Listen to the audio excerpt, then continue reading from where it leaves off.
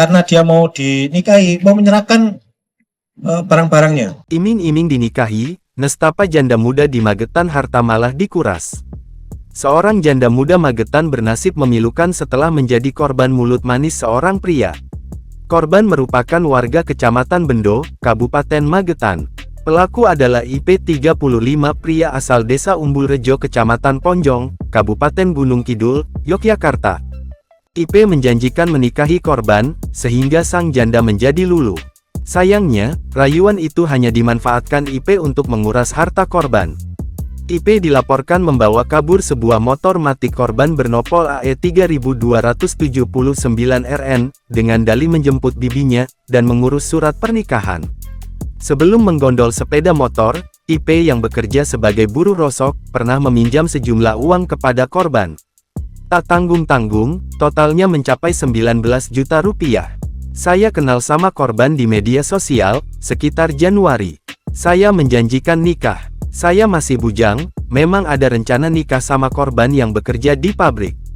Kadang ketemu seminggu sekali atau 2 kali, ujar IP, Kamis tanggal 3 Agustus tahun 2023. Di tempat serupa, Kasat Reskrim Polres Magetan AKP Rudi Hidajanto menjelaskan, peristiwa itu terjadi dari Mei sampai Juni tahun 2023. Mulanya, tersangka penipuan ini membuat akun di media sosial, hingga mengakibatkan korban jadi tertarik.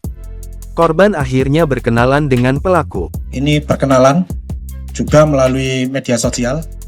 Kemudian pelaku mendatangi rumah korban untuk berkenalan di darat.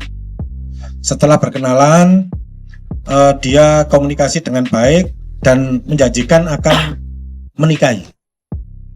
Si perempuan akan dinikahi, kemudian yang bersangkutan pelaku ini menjanjikan siap akan menikahi, kemudian minta uang, kemudian pinjam sepeda motor. Nah, dari bujuk rayu, akal cerdik, tipu muslihat yang dilakukan oleh pelaku ini, korban ini tertarik karena dia mau dinikahi, mau menyerahkan barang-barangnya. Selain motor, polisi menyita barang bukti lain berupa beberapa lembar bukti transfer uang dari korban ke pelaku.